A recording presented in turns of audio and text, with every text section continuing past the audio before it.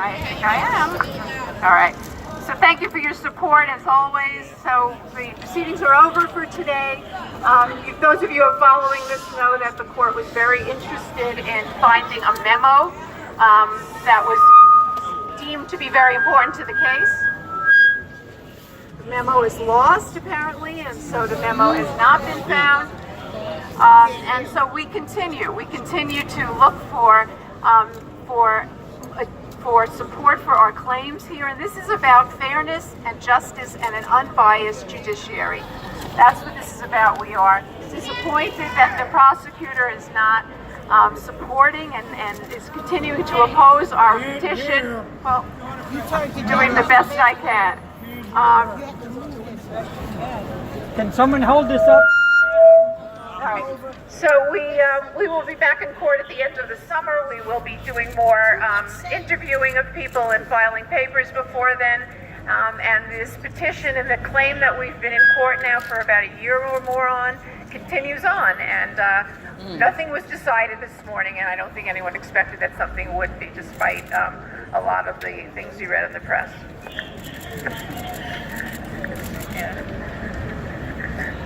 Is that it? Thank you. Okay, so did people understand what was happening there? Okay, they couldn't hear. Can y'all hear me? Yeah. Okay, so Johanna or someone that was in the courtroom, can you speak about what went on inside the courtroom so we can hear and know what's going on?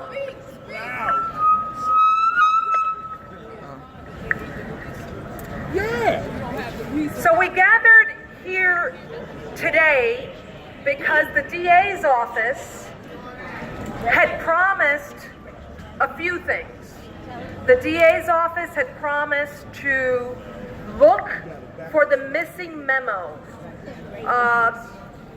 We know that there's a missing memo in part because we have an answer by a woman whose name is Berthold to a request or a query that Ron Castile made. We have the response, but we do not have the original query. Our attorneys believe that if that memo is found, the original memo initiated by Ron Castile, they will be able to prove to the court that Ron Castile had significant involvement in a critical decision in Mumia's case, which means that Ron Castile was both prosecutor and judge in Mumia's case, a detail that the Supreme Court established unconstitutional. The DA's office said other things, however, the last time we convened. I will remind you that the judge at the time said that he was tired of the DA's office kicking the can along. It seems that we are continuing to kick the can along. The DA's office required more time because they wanted to establish a rule and a standard around Williams. Ironically, nothing was mentioned today about the standard and the rule of Williams in all of the cases involving Ron Castile, because it's not just Mumia Abu Jamal's case. So the DA's office reported that they did not find the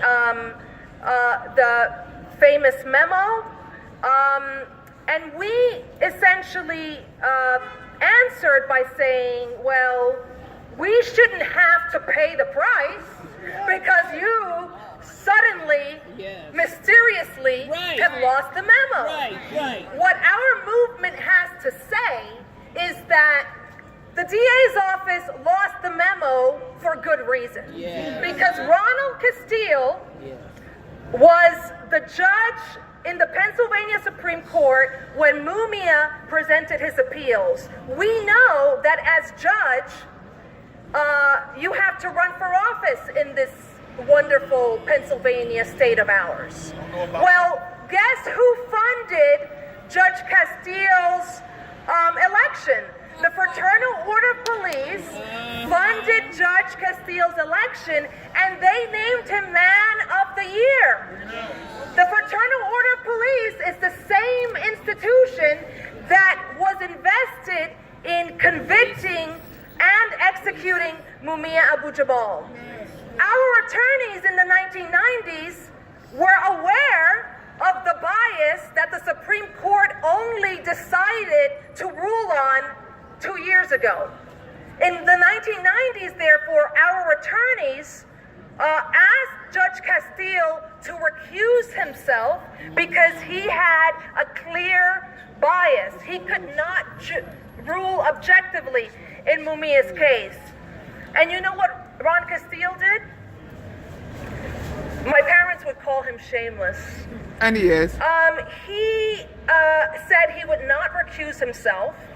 And he wasn't going to recuse himself because he wasn't the only judge in the Pennsylvania Supreme Court who took money from the Fraternal Order of Police during election time.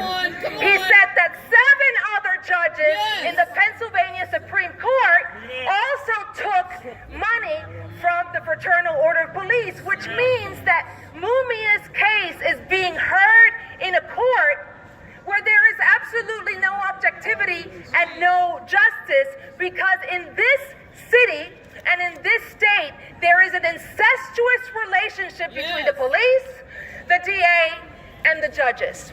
So what we need to do is that we need to free Mumia in the streets. We need to make sure that every person in the city knows the details of this case, and that every person in the city is going to stand up like the brother here.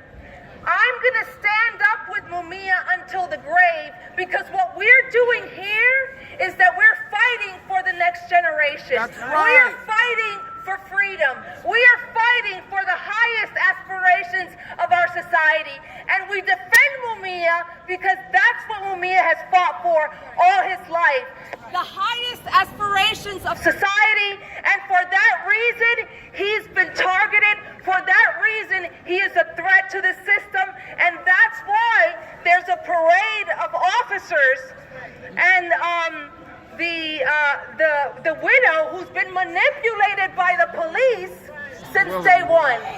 Because if the widow did not come out with her thirst for vengeance, the police would not have a stone to stand on.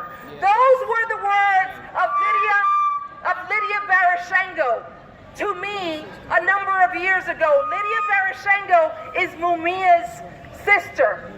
And she essentially said the obvious, that Maureen Faulkner, ironically, doesn't live in Philadelphia. She lives in California. But the Fraternal Order of Police trots her in because her narrative is compelling, apparently, to some people. But the question we'd like to ask Maureen Faulkner is, what about Keith Cook, the brother of Mumia Abu-Jamal, who served this country 2 tours of duty in Vietnam? And he told me that ironically, he survived the theater of war in Vietnam, and while he was stationed in Europe, he was told that his brother had been shot and beaten almost to death by the cops. The irony that a black man fights in Vietnam, survives the theater of war, but his brother, who's fighting for freedom at home, is almost killed by the cops. This is the reality and painful truth about black life in these United States. And we're here to tell the DA's office, the police, and the administration of the city that we